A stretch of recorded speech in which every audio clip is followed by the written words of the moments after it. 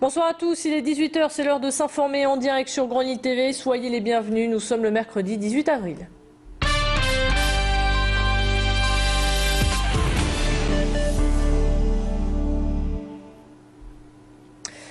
Plus que 4 jours avant le premier tour des élections présidentielles et les candidats enchaînent leur meeting. Après François Hollande hier, c'est au tour de François Bayrou de venir à Lille.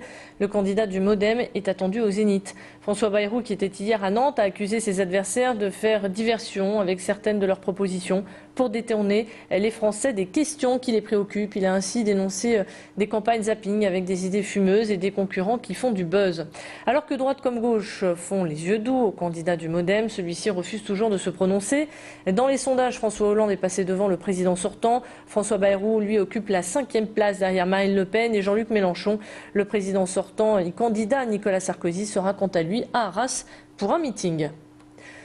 Dans cette édition, on revient sur la mort des deux nordistes, Vincent Delory et Antoine de Léaucourt. Les deux Français sont décédés il y a plus d'1 an lors d'un assaut donné contre leurs ravisseurs au Mali. 9 mois après que la famille Delory ait vu cette vidéo classée secret défense, c'était au tour de la famille d'Antoine de la visionner. Sur cette vidéo d'1 h 40, ils ont vu des images aériennes, mais rien de très visuel. Pour cette famille endeuillée, les motivations de ce raid restent floues et cette vidéo ne répond pas à leurs questions. Dans quelles circonstances sont morts les deux Lincellois? Que s'est-il concrètement passé? Et les parents d'Antoine reviennent sur cette vidéo au micro de Christelle Dordain et Lucas Tostin. Le principal de l'action, on ne l'a pas vu. On n'a pas vu notre fils. Faisant que notre fils a été emmené à 300 mètres, on ne l'a pas vu. On l'a jamais vu. On n'a jamais vu Vincent près du 4x4. On n'a jamais rien vu. Alors que des militaires étaient au sol. Hein, c'est quand même incroyable. Hein. Et qui a donné l'ordre d'intervenir? Oui, et quel ordre avait été donné? Quel ordre avait été donné? Sauver les otages ou alors... c'est ça, il y a beaucoup de questions qui restent en suspens. Et... Ça, on voudrait savoir. Et ça, on va finir par le savoir, parce que bon, il faudra bien qu'il lève le secret défense. Ils égayent les journées des enfants malades. Avec eux, les hospitalisations sont beaucoup moins longues. Les clowns de l'espoir ont fêté aujourd'hui leur 15e anniversaire. Ils se sont rassemblés avec les enfants, leurs parents et des aides-soignants sur le parvis de l'hôpital Jeanne de Flandre pour un flash mob d'une dizaine de minutes. Tous avaient bien sûr un joli nez rouge et affichaient un large sourire. Et pour cause, ils étaient observés par les fenêtres, par les enfants malades qui ne pouvaient pas y participer. Aujourd'hui, les clowns de l'espoir sont connus et reconnus. Créés en 1993, ils sont de plus en plus nombreux et interviennent sur l'ensemble de la région. Un grand succès pour ce rassemblement. Tous les participants en garderont à coup sûr en mémoire cet élan de solidarité et de générosité. Pour preuve, ces réactions recueillies par Macha Brunessen. C'est super sympa parce que tout le monde était mobilisé et ça prouve que dans n'importe quel moment, on est tous unis pour la même association. Beaucoup de bonheur, beaucoup de joie, d'amusement.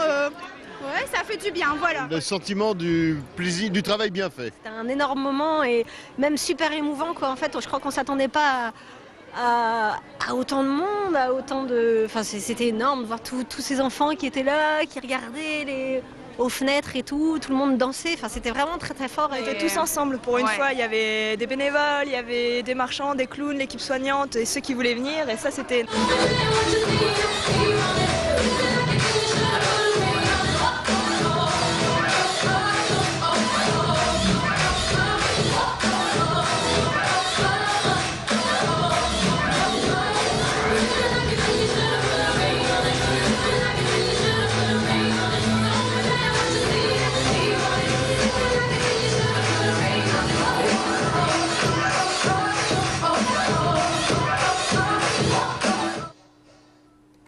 Dans le reste de l'actualité, plus de peur que de mal pour une famille à Croix. Cette nuit, leur garage est parti en fumée. L'incendie s'est déclenché peu après 23 h. Le couple a eu le temps de quitter les lieux avec leurs 3 enfants. Il n'y a donc pas de victimes à déplorer, mais les dégâts sont considérables, comme on peut le voir sur ces images. Le couple a perdu leur voiture, un scooter ainsi que de nombreux effets personnels. Pour venir à bout des flammes et éviter qu'elles ne se propagent, il a fallu l'intervention d'une vingtaine de pompiers venus de toute la métropole. Dans cette catastrophe, la famille doit aussi faire face à d'autres difficultés. Le bureau de leur entreprise familiale a aussi été touché par les flammes. Les causes de cet incendie ne sont pas encore connues. La mère de famille s'est confiée au micro de Christelle Dordain et Lucas Tostin. Arrivé au niveau du garage, il s'est aperçu qu'il y avait énormément de fumée. Il a ouvert la grande porte, il est remonté. Il m'a demandé d'aller rechercher les enfants qui étaient couchés, qui étaient au lit. Et de ce fait, nous avons embarqué les enfants sous le bras, pieds nus, en pyjama, et nous sommes sortis tous les 5. Et l'ampleur des dégâts a continué en fait. On referme l'actualité avec Myriam Catoire qui a été décorée de la Légion d'honneur. La présidente de l'association Réveil a reçu des mains du maire de Ouascal cette jolie récompense pour marquer son combat auprès des cérébrolésés. Aujourd'hui, dans le Nord-Pas-de-Calais, 20 000 personnes sont touchées par un handicap cérébral. La Légion d'honneur est une fierté pour la présidente de cette association qui continue aujourd'hui de se battre pour améliorer le quotidien des personnes touchées par un traumatisme crânien. Et on l'écoute sans plus tarder au micro de Christelle Dordain. On peut estimer, dans le Nord-Pas-de-Calais, il y a à peu près 20 000 personnes qui sont dans la difficulté liée à cet handicap. Et il y en a à peu près que 600 qui ont un coup de main. Donc il en reste encore 19 400. On ne va pas faire les comptes pile-poil aujourd'hui.